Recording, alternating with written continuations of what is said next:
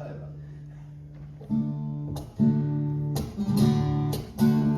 have a vision dancing through my bones. I feel a passion burning in my heart. I know the truth resting in my soul. Use me, Spirit, use me. Use me, Spirit, use me. I have a vision dancing through my bones. I feel passion burning in my heart. I know the truth resting in my soul. Use me, Spirit, use me. Use me, Spirit, use me. I have a vision dancing through my bones. I feel passion burning in my heart. I know the truth resting in my soul. Use me, Spirit, use me. Use me, Spirit, use me. What a prayer. Here we go, all together. Here we go again. I have a vision dancing through my bones. I feel the passion it's burning in my heart. I know the truth resting in my soul. Use me, Spirit, use me. Use me, Spirit, use me. Let's pray it all together one more time. Here we go. I have a vision dancing through my bones. I feel the passion burning in my heart. I know the truth resting in my soul. Use me, Spirit, use me. Use me, Spirit, use me.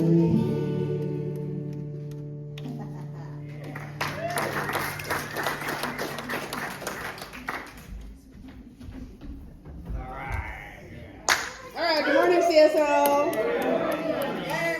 I know, I feel all jazzy after our street dance, so this is how it's going to be. Just get used to it, all right? So, he's laughing. Thank you to our beautiful morning musician, Corey, and our accompaniment, David, here. Wonderful. Just love it. This Wednesday night, a couple of announcements, by the way. This Wednesday night, 7 p.m. is our film and discussion night. Everyone welcome. In case you're wondering, and you can get your calendars out right now, save the date, our Soul Feast fundraiser. Woohoo! The biggest party we have, Friday, November 14th. Friday, November 14th. So, pen it in, make sure you're here. We have a lot of good times. Also coming up, Sunday, October 19th, live guest speaker, our favorite Reverend John Reeves? Josh Reeves. Okay? Mile High Church, take that out. Right? It was close, you know, when you're typing. Okay. I think that's it for now. So, let's put our mission statement up here. We'll take one big deep breath. And together we'll say, we recognize and realize the omnipresence of divine love as the truth of all.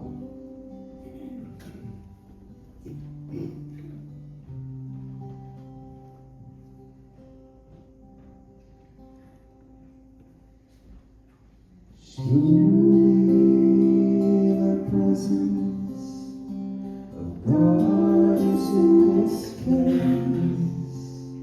I can feel the mighty power and the grace. I can hear the rush of angel wings. I see glory on each face. Surely the presence of God is in this place.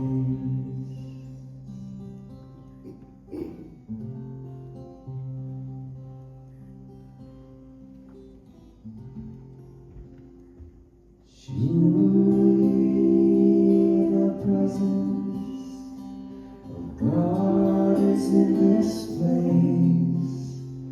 I can feel the mighty power and the grace. I can hear the brush of angel wings. I see glory on each face. Surely the presence of God is in this place.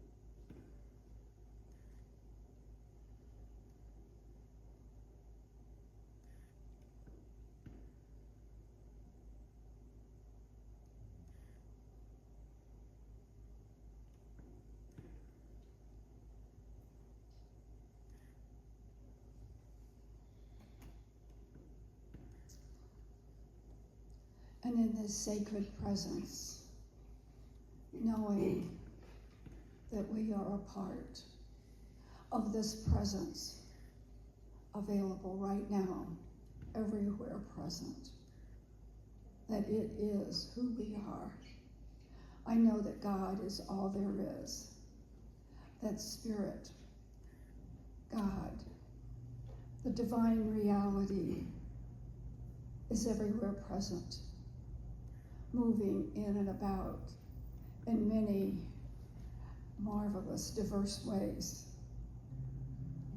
And in this field of divine sacredness is the unlimited possibilities of all that is and all that will be. And this field is full of love, of wisdom, of peace and joy. It is the very life we breathe. It is the source and the body of creation.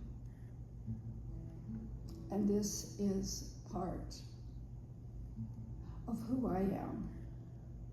And this is part of who you are. This is the totality of all that is.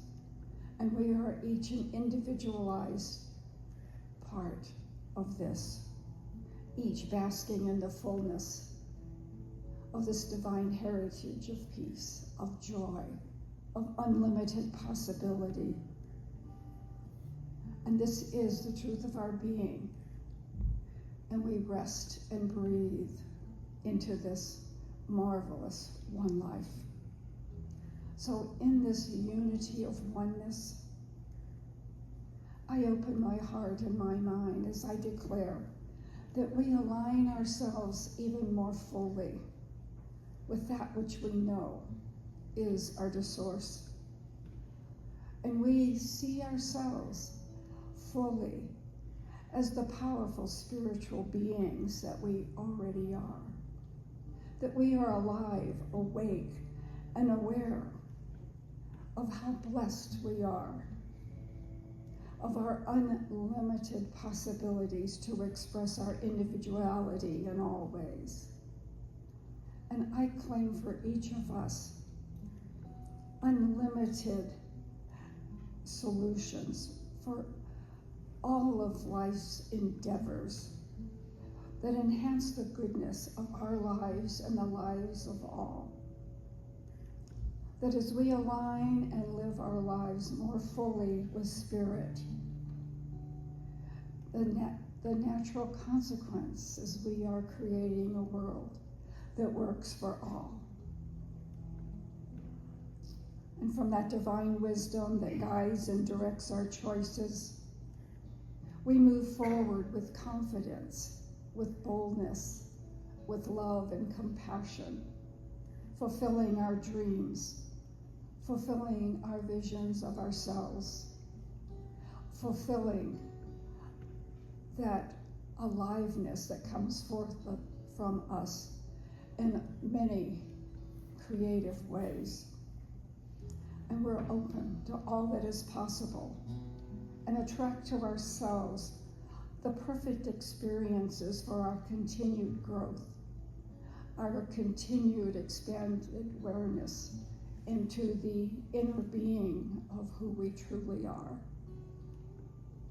And I bless the request in the prayer chest, knowing that the desires of each person is spirit moving into a more perfect wholeness, a more perfect expression in each life, that each life is guided and directed from within to possibilities, to solutions, to healing that bring peace, harmony, health, and abundance to every avenue, every area of their lives. For I know that Spirit is right in the midst, guiding, directing, supporting, comforting, and illuminating each request. So I know this service is blessed, that we are all blessed, the staff, the volunteers, the musicians, everyone who freely gives of their service in loving ways. And we're open to the message today as it brings us closer to a greater alignment with our true selves. So in great gratitude for this truth that is our life, this truth of our being, this awareness that we truly are divine beings having a human experience, I release these words into the law, knowing that it is already good, it is already done, for there is only that wholeness as we join together and declare, and so it is.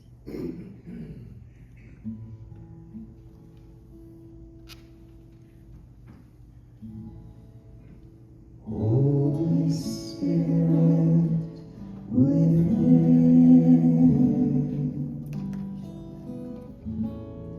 help me to bloom into all that I am. Help me to love the whole of the world.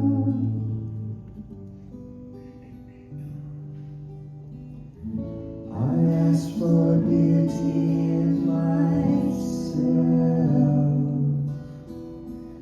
I ask for beauty in the world. I ask for beauty in all of humanity.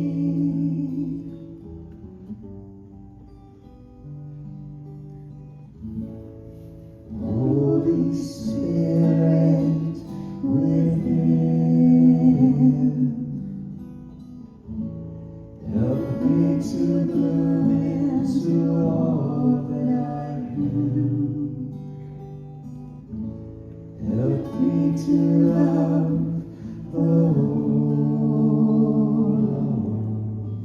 of the world.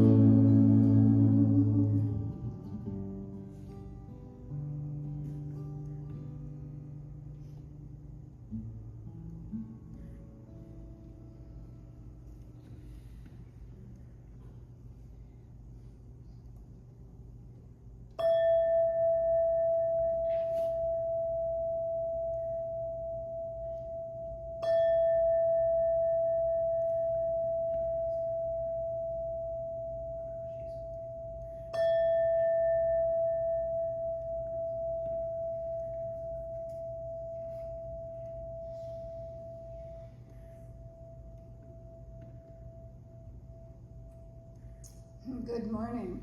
Good morning. Well, as we enter in the season of, it comes after harvest when things just sort of start letting go of its summer abundance. If there's anything in your life that you're having difficulty letting go, that's not creating the harvest of goodness that you would like, please put your request in the prayer box, put your concerns, and let the practitioner do affirmative prayer on your behalf during the week. From Deepak Chopra, the universe contains 3 things that cannot be destroyed: being, awareness, and love. And from Ernest Holmes, the desires you have to be something, to do something, is a mental echo in your mind of the spirit that already exists within you. It is the spirit in your seeking. It is the spirit in you seeking an avenue of expression through you.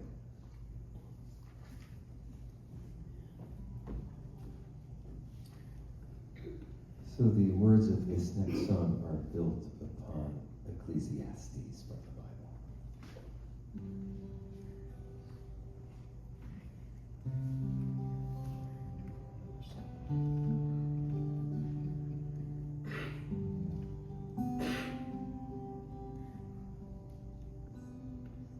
Cast your bread upon the living waters. Stand in faith as you watch it drift away. Learn to trust that mighty cosmic ocean. It will bring back your cherished dreams someday.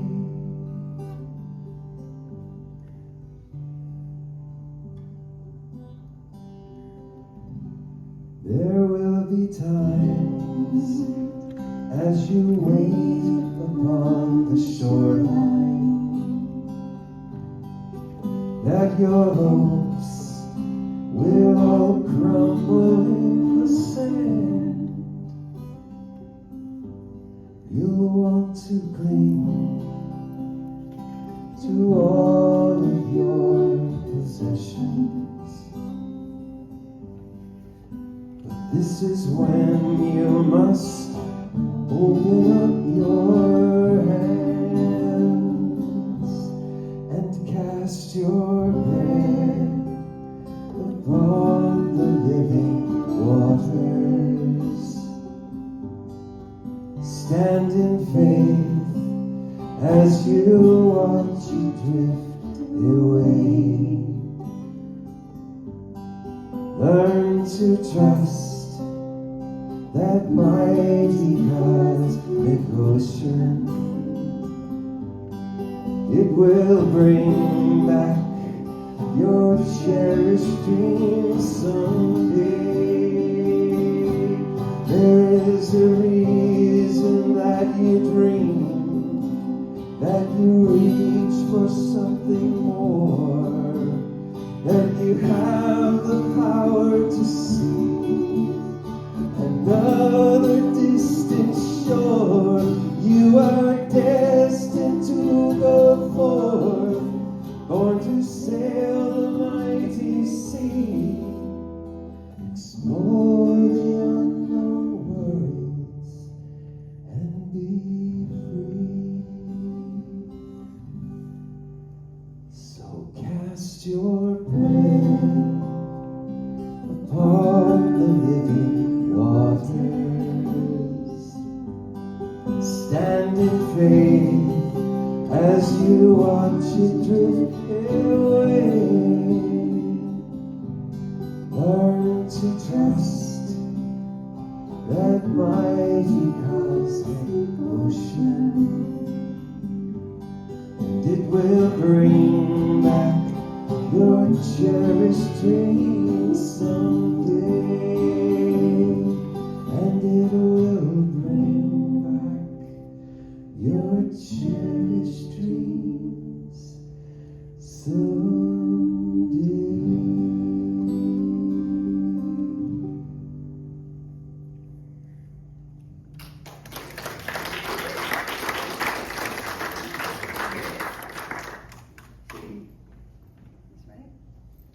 right?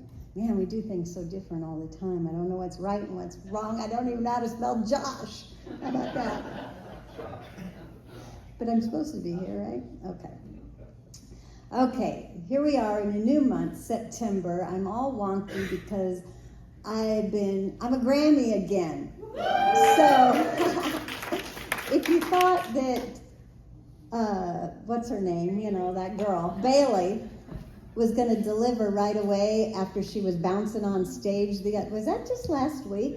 It was, oh my gosh. Well, you were right. She delivered on Monday night at 10:30 p.m., had a little boy, and they named him Arlo. So Arlo is here, born September 1st. He was born on Labor Day. Isn't that funny? So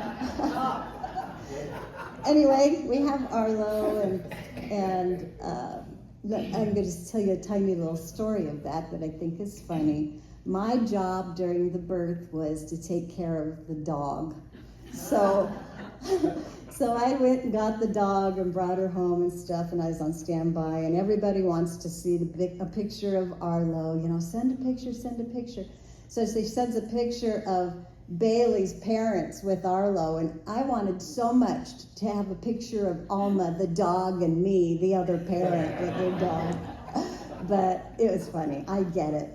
That's actually their first grandchild. So this is my 9th grandchild. Isn't that crazy? They're all just piled right in there. So anyway, I've had a busy week.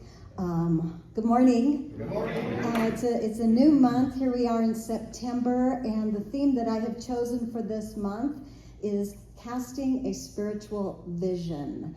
And so today I am going to show you a video. And no, I think he says the word vision in there once, but it's not necessarily hooked up to what I'm going to speak about a little later in the month about spiritual vision. But it is from Reverend Josh Reeves from Mile High, so you can see Josh give this message. And Josh is coming in person on October 19th. It's the first time that he will be here, so I'm very excited to have him. I would love for everybody to show up and give him a grand hoo-ha as he comes. So I'm looking forward to Josh being here. I did put John. Sorry, Marat. I told you, proofread. Okay, so I'm just going to show you the message, and we'll talk about things in a bit. There he is, Josh Reeves.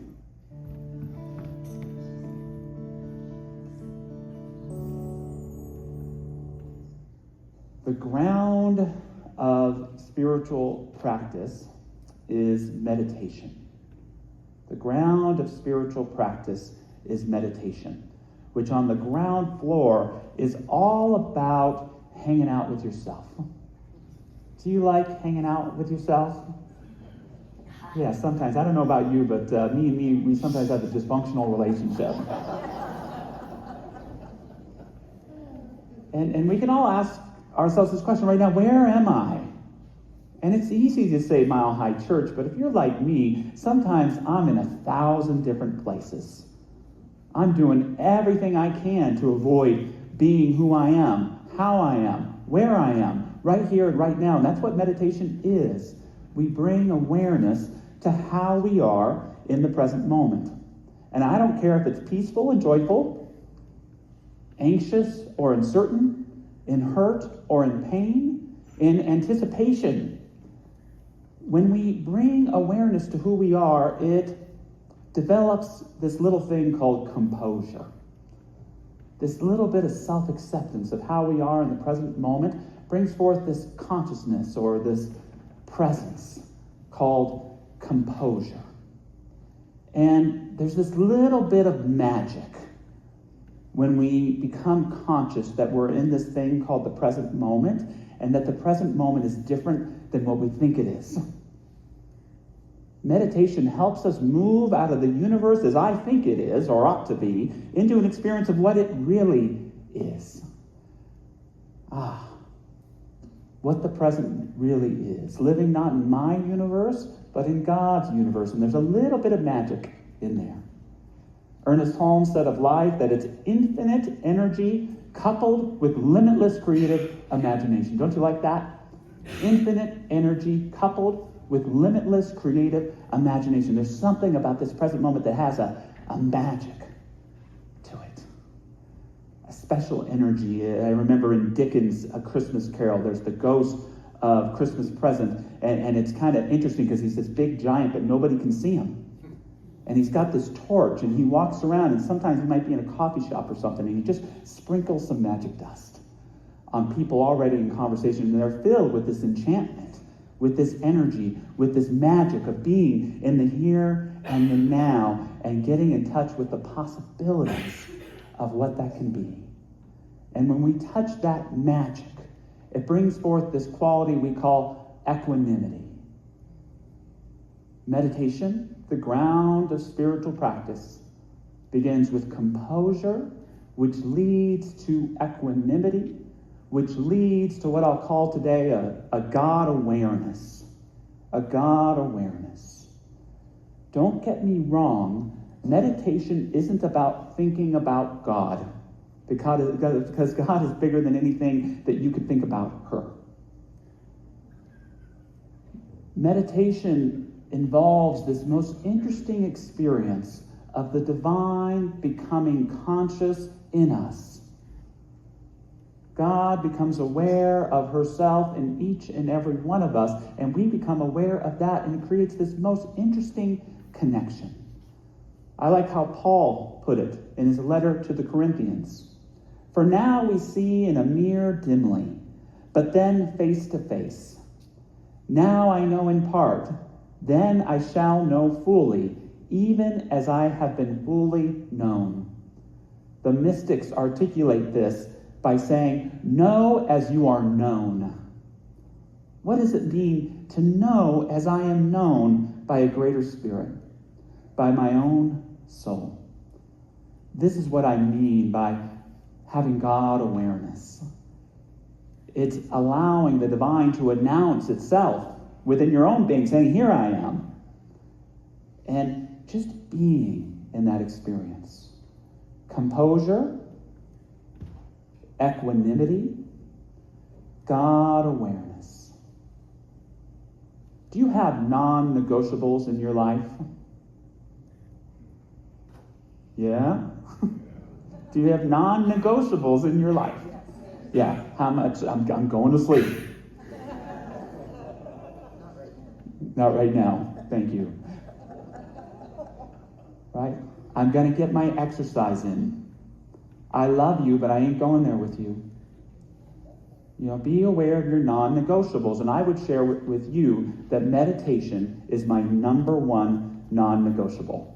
I'm a giving, perhaps even dysfunctionally, a martyr-like person in terms of giving to others. I do not sacrifice my morning meditation for anyone or anything. It is essential to my being and my well-being. Every once in a while, my daughter will say to me, Daddy, I like Mommy more than you. Why is that, sweetheart? Because Mommy doesn't meditate in the mornings. And I want to explain to my beautiful 6-year-old kind of this challenging idea that I love you so, so much, sweetheart. And when I meditate in the morning, I can love you even better. That's the thing about commitment to the spiritual life. We put God first. We put God first, which doesn't mean above or more than anybody else. We put God first so that we can put others first, so that we can care for others. We care for our own being because what other being do we have to love and to support and to uplift the people that we care about around us? Make that morning time, even if you feel like you know what, to develop that composure, that equanimity of realizing you live in a greater than your understanding universe. Thank God. And to have that awareness of what is sacred and meaningful, not just to you, but to experience what you are to it. There's a micro and macro level to meditation. The micro meditation is the ritual of meditation. It's the closed eyes and the and the mudras and all of that stuff, whatever you're fancy. But what meditation is the awareness cultivated in that meditation. So the macro of the meditation is your whole day. You will know the quality of your meditation by the quality of your consciousness and your awareness throughout your day. And I would argue that in our everyday lives, just like in our meditation, there are two polarities calling for our attention. Our devotions and our distractions. Every day is filled with devotions and distractions. My daughter's smile, my son's laugh, take me closer to God. Devotion. That complaint and criticism going on over here takes me away from what is sacred and meaningful to me. Distraction. A song that I love and adore and fills me with the meaning of my life. Devotion. Closer to God. Worried and panicked about if I'll have enough time to get everything I think I need to get done. Distraction takes me away from the sacred and who I am. Now, it's only pragmatic to say, add to your devotions and seek to limit your distractions, right? In fact, I would encourage each and every one of us to intentionally add some devotions to our day. Every day this week, I'm going to have a parking affirmation.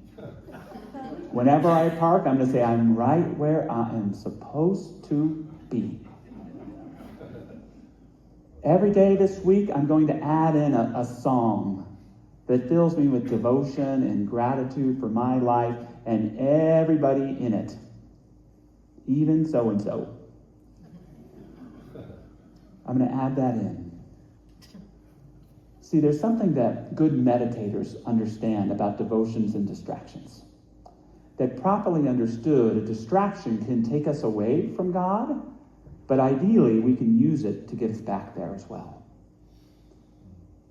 We can look at those distractions that take place in our meditation, and we can use them as alarm clocks to get back to center.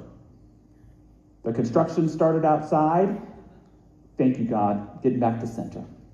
That text message going off at 7 a.m. when I wish they would have texted me at 7 a.m. It's getting me back to God. That thing that I forgot to do yesterday that I need to remember, and I'm going to fall apart if I don't write it down right now. It's going to be an alarm clock to get me back to the divine. Good meditators know that there's no such thing as a distraction-free meditation. But we do have the opportunity to utilize everything in our lives to get us back to center. Even the distractions in our everyday, we can use them as anchor points to pivot back to the divine. That criticism over here, I'm going to use it as a pivot to get back to that memory of my children's laughter. That worry over here, it's going to remind me to pivot back to know as I am present in the now, God takes care of every how. Whatever may be taking place that draws my attention away from what is most sacred and valuable to me, it is an alarm clock to get me back to myself, back to my purpose, back to my God. Composure, equanimity, God awareness. This is meditation. This is the ground of spiritual practice. Prayer is the flower. Meditation is the ground, and prayer is the flower. Because without that composure, without that equanimity of the magic and the possibility of the present moment, without that God awareness, prayer can be effective, but it's just asking God for stuff. It's just wishing for things to happen. That's all well and good. The prayer that is the flower of the ground that I speak of today is a way of seeing. It's a vision. I don't know about you, but as much as I pray for things to happen and take place this particular way, 9 times out of 10, the prayer is the answer that I'm seeking. Because the prayer allows me to see the truth of who I am, the truth of who others are. Prayer is the panoramic view that helps me see my life with a consciousness of wholeness. And 9 out of 10 times, that's all I need. Sometimes my prayer requests get in the way of the answering of my prayers. Have you ever noticed that? When I first became a minister, I wanted to start a successful church. And when it was not as successful as I wanted to be, it led to a crisis in faith. I was very upset. Why aren't my prayers working? And what the divine would reveal to me over time is, Josh, you have a deeper prayer than that. The prayer to connect and to serve Spirit in all places. Why do you need to decide just exactly how it's supposed to look like? And so it was letting that initial prayer request go that led to me getting to be here with you today, which is pretty damn cool. Yeah. I'm not saying don't pray for things to happen. There's so much wisdom in knowing what it is that we want. But know that you have more wisdom in you than you will ever know. And that there is a guidance and a passion and a purpose in you that is leading and guiding if you would just let it.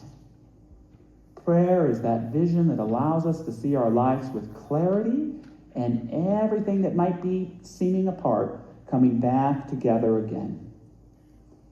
In my morning spiritual practice, I do that ground. I do all that meditation I was talking about, and then I have this little pivot through some reading. I do a little prayerful reading. This last week, it was Thomas Merton. He said, "The only true joy on earth is to escape from the prison of our own false self and enter by love into union with the life who dwells and sings within the essence of every creature and in the core of our own souls."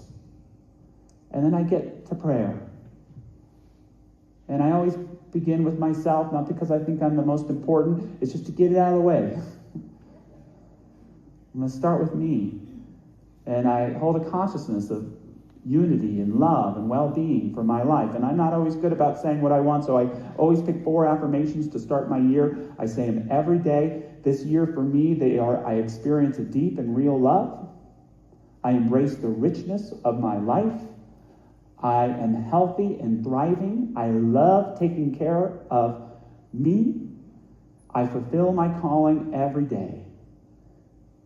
I love these because I'm not telling the universe what to do. I'm just sitting in the energy of these affirmations and thinking about how they may apply to that day. So I do my prayer work for myself, and then I focus on the people I love. Not with plans and schemes about what I think ought to happen in their lives. I just know how much I love them.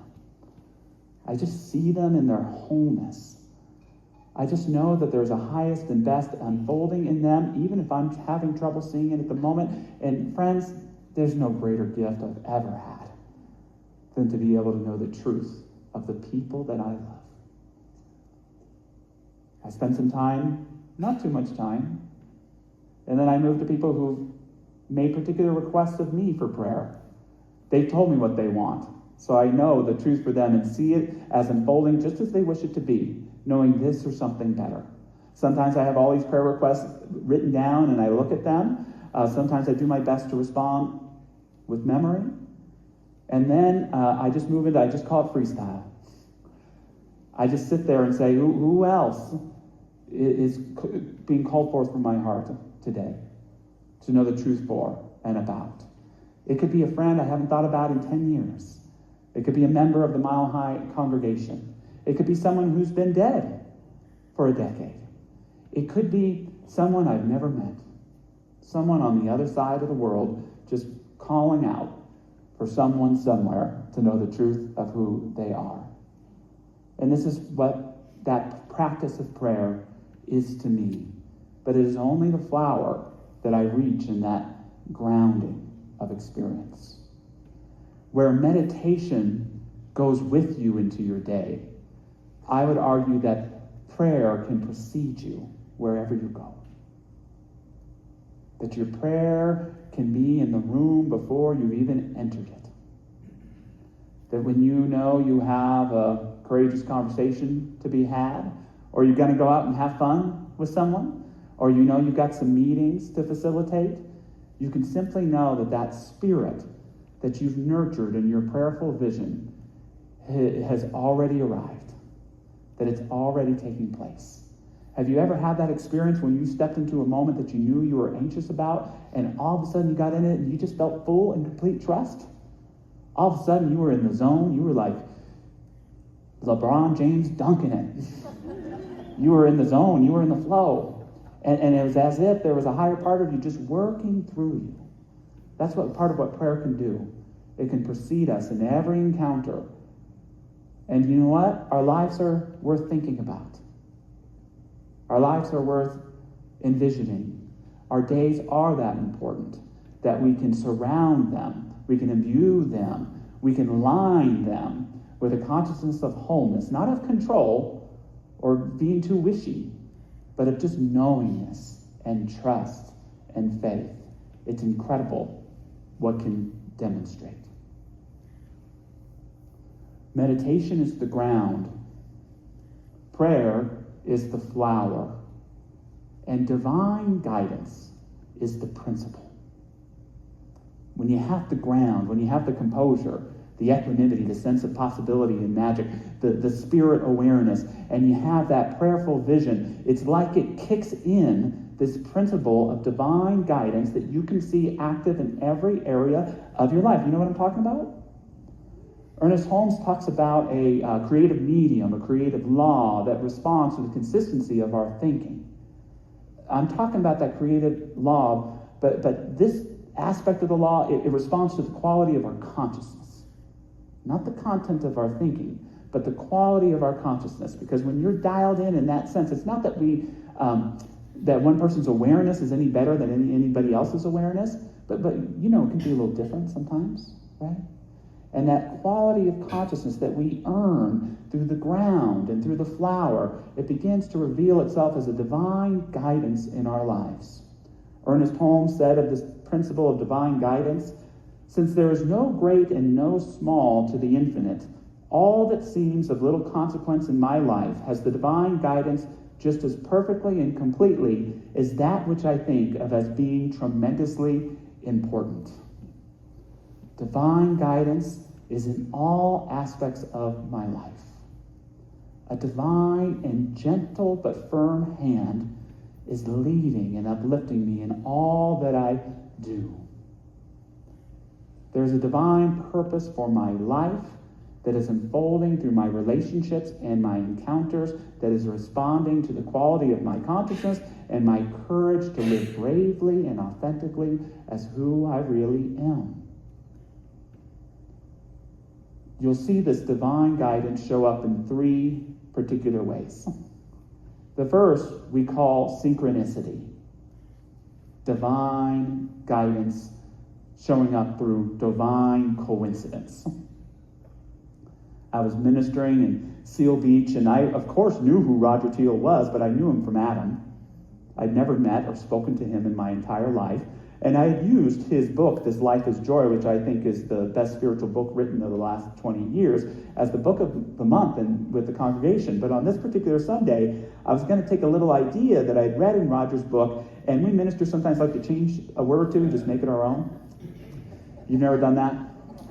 There's no such thing as plagiarism. We're all just borrowing each other's ideas. So I'm going to make it my own in this sermon. And I get out there and I give the sermon, and somehow I catch myself and I say, Roger Teal says in his book, This Life is Joy, da-da-da-da. So he gets the credit. The next day I get a random phone call. Do you know who it is on the phone? It's Roger Teal. And he's invited me to come and guest speak to you here at Mile High Church. And he goes, it was so interesting. I was watching your talk on video this morning and you quoted me. If he only knew. If he only knew. So, divine coincidence, divine synchronicity can tell us, I'm in the right place. I'm moving in the right direction. Thank you, divine guidance. Our only job is to keep moving forward. We don't have to know where life is going, but we know how to get to wherever that is, because divine guidance is always with us, responding to the quality of our consciousness. Second, through fate. Fate is an interesting term because I don't mean by fate your predestiny. Fate for me is what happens when we're living in alignment with our calling. Some people spend their whole life running away from their calling. fighting and wrestling with our calling. No. When you live in alignment with your calling, it shows up as fate. These divine right experiences that reward you and tell you that you are spiritually and humanly home. I love the story that the great astrophysicist Neil deGrasse Tyson tells about his meeting of the great scientist Carl Sagan. Neil deGrasse Tyson had the opportunity to go to Cornell, and he received a little handwritten note from his hero, the host of Cosmos, Carl Sagan, who wanted to walk him around the labs. And he met Sagan there, and Sagan gave him the tour, and he drove him to the bus stop. It was snowing outside, and he wrote down his home phone number, and he said, if the bus gets stuck, please call me. I will come and pick you up, and you can stay at my house. And Tyson shared that this was the most inspirational experience he had had in his whole entire life. He said, I thought to myself, who am I? I'm just some high school kid, and to this day, I have this duty to respond to students who are inquiring about the universe as a career path, to respond to them in the way that Carl Sagan had responded to me. And what I would argue is that Tyson's purpose wasn't just to be a great astrophysicist, it was to support people on their journey. And when he made that commitment, he was in alignment with his fate. And when we are in alignment with our calling, the adventure of our life, although scary and nerve-wracking at times, is in good hands. It's in good hands. The last way that divine guidance shows up that I want to share with you today is this opportunity. Opportunity. That new job possibility, that new relationship opportunity, that opportunity to take care of yourself in a new and profound way, that opportunity to just take a deep breath. Thank you, life. These opportunities fill our lives, and often they don't lead where we think they're going to take us. But that's okay, because these opportunities can lead us into a greater way of living our yes. Sometimes there are opportunities to say no. Opportunities to affirm something even greater and better for ourselves. But when we listen or are open to the opportunities and we step into them, yes or no, they begin to create a pathway for us to live in alignment with our higher good. I am so grateful that I am not alone in my life. I am so grateful that even though at times I feel isolated, that in discovering solitude, the ground, the flower, the principle, I realize I am never alone, and that there is always a power greater than I am operating in my life that I can use through developing and deepening and enriching my quality of consciousness. I invite you to find that ground each day, to allow the flower to bloom, and to allow this principle of divine guidance to begin working magnificently in your life.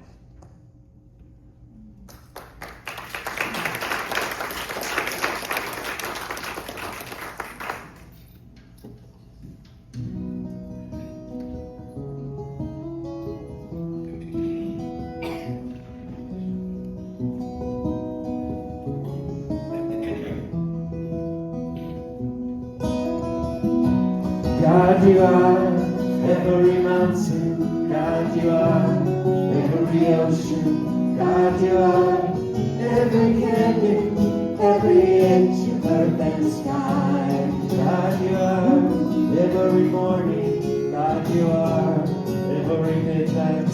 God, you are every moment, every second of my life. Everything I see, everything I do, everything I am is you. Everything I know, everything you know, everything I know is you. God, you are every sunrise. God, you are every moonglow. God, you are every star shine, every inch of earth and sky. God, you are every springtime. God, you are every snowfall. God, you are every season, every second of my life. Everything I see, everything I do, everything I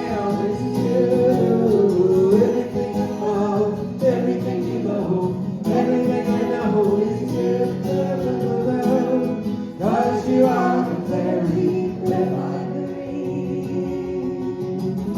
And your perfect love created me. Everything I see, everything I do, everything I am is you. Everything above, everything below, everything I know is you. Everything I see, everything I do, everything I am is you. Everything above, everything below, everything I know is you. Everything I see, everything I do, everything I am is you. Everything above, everything below, everything I know is you.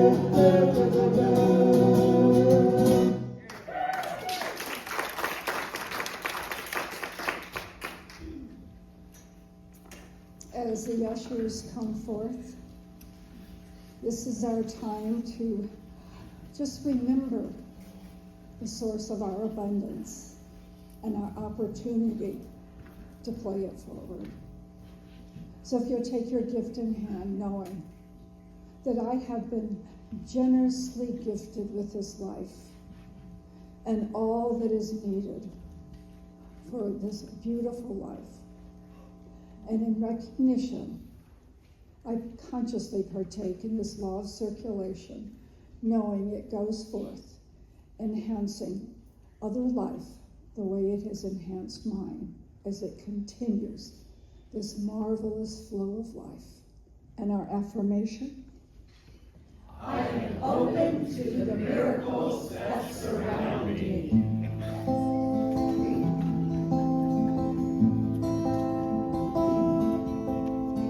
Doors closing, doors opening, doors closing, doors I'm opening. I am safe, it's only change. I am safe, it's only change. Doors closing, doors opening, doors closing, doors I'm opening. I am safe, it's only change. I am safe, it's only change. Doors closing, doors opening, doors closing, doors I'm opening. I am safe, it's only change. I am safe, it's only change.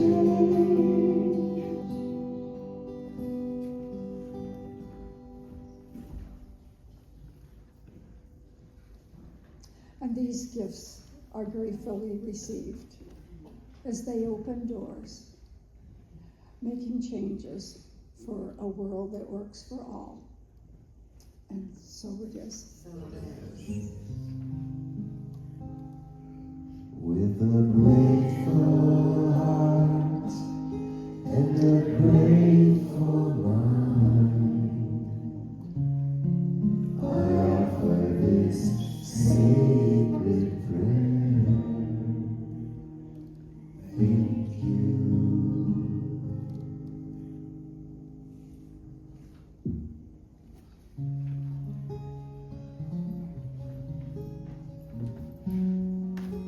All right, still awake? Okay, good. Because I'm a little tired, man. We danced a lot at the street dance. What a great time we had at the street dance. I want to thank David for all of the work that he does up there. Mariah did a lot of work as well. Thank you, Mariah, so much. And all of the volunteers that we had that cooked and came and helped out. Thank you. It was a great time. So you remember our Spirit in Action community projects we have going on. So we have the Crane Project going on, and actually I'm here to tell you that the Crane Project is finished for this year. If you have not noticed or seen the cranes going down the stairway, they are fabulous. And so we have 3,000 cranes hung up there. And let me tell you who courageously hung those up there. I know. because you can look and see that's a little sketchy. So thank you, David, for. I followed all the OSHA. I bet you did. rules. Yeah.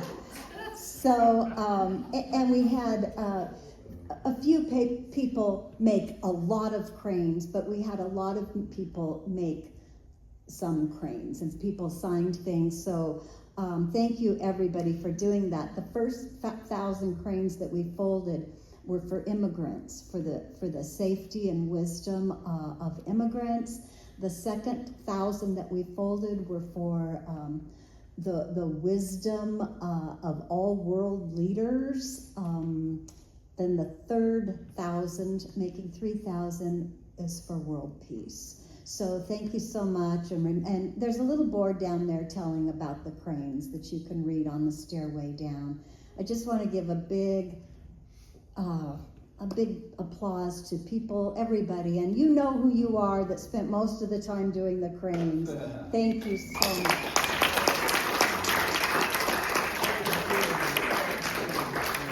All the intentions of love that went into folding those and hanging those and stringing those, that was a lot of work. Thank you so much for that. Our second community service project has been our incarcerated friend Christopher Clark. And I received, so we've had people writing Christopher letters. He's in Sterling Correctional Facility here in Colorado. We've had people writing him letters, and we've also had people donating dollars every week. I get dollars out of the bucket over here to put on Christopher's account at the prison so that he can have extra things, or even more nutritious foods, or warm blankets, or tennis shoes, anything extra, even note cards or letters, stamps. All of that stuff cost money for him to buy. And so we have been supporting him in that way. And of course, if you'd like to give any amount of dollars, we take all of those once a month and put it on his account so he has access to that. He loves, loves, loves people to write him letters. He does not have anyone else on the outside that he communicates with. And so if you would like, there's a little handout over here that kind of gives guidelines and ideas of what to write to him about, or how, like protocol and such. People will be reading all of the letters that you write, so just know that they check all of that out. But I received a card from him, and he's quite an artist. I'm going to put this up on the board across from the bookstore so that you can see it up close. And I just want to read a little bit of it to you, because it's to you. It says, "To the congregation of CSL. I want to say thank you to everyone who uplifts me in their thoughts and prayers as I navigate this journey of getting my life together. To everyone who writes me, keep the letters coming. Feeling lonely and disconnected is hurtful, and your company is soothing. Even if it's sharing your thoughts, all is welcome.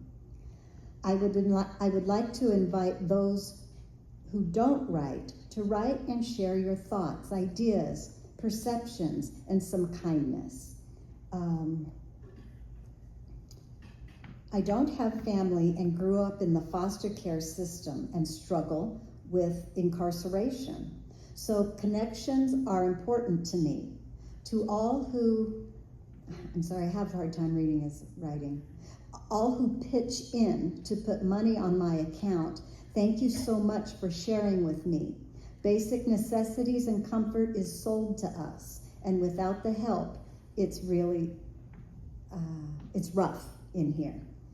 I really do appreciate each and every one of you, and am grateful for your love, kindness, and understanding. Thank you, thank you, thank you. Love and peace, Christopher." So we are making a difference. It does matter to him, and he's very grateful to you. So I'll hang this up. That was just my little report there on our community service projects. So thank you, everybody, for what you're doing for Christopher. It's making a big difference in his life. And he did meet with like a therapist or a counselor or something, and he sent me, when he wants things, he asks, and that's good, and I either send it or I don't. But it was a book and a workbook. And right now I can't remember the name of it, but I researched it a little bit. You know, it's just right in alignment. I sent him lots and lots of books from this philosophy, and this too was right in alignment with that. So I went ahead and ordered the book and the workbook. And of course, if you send things like that, they have to come directly from Amazon. They won't let anything else in. So I do have that on the, he should have gotten that already, but sometimes they hold his things and don't give them right away.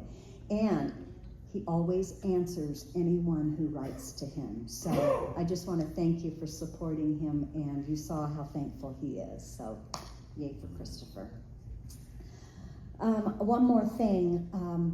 This is New Members September, and so we will be inviting people to become members of this CSL Center.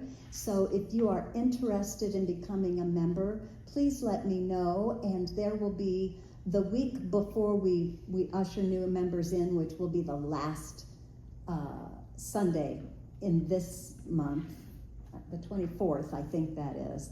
The Sunday before that, I'll have a little like CSL 101 class with a packet that just tells why you might want to become a member and how we work here with the core council, who's who here, and you get a little class about this church in particular. So please see me if you're interested in becoming a member, and I'll get the information to you. Are y'all out there? Yeah. Okay. And you know, we all want to see a photo up here of you with your 10th grandchild, that doggy. That's not all. I'm dog sitting for my daughter as well, so I had to stop there on the way here this morning, and I know, it's like, whoa. So anyway, it's all good. And here we are with our monthly contemplation. This is all new. And in one voice, we're going to say these things all together, all the way down. Here we go.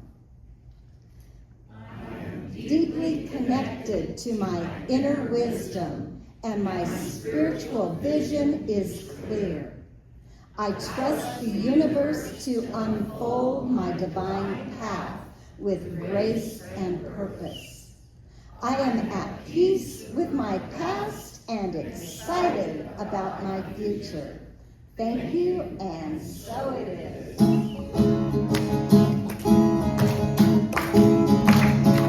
I release and I let go. I let the Spirit run my life, and my heart is open wide. Yes, I'm only here for God.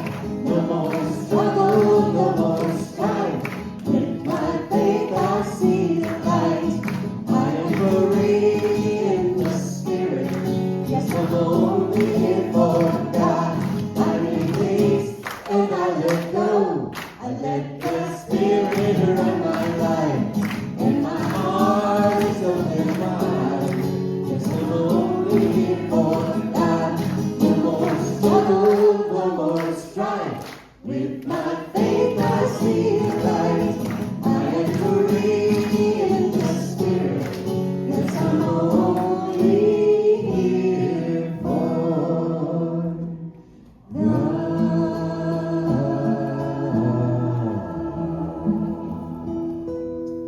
Here's our last affirmation. Here we go. I radiate joy and that's joy into my life.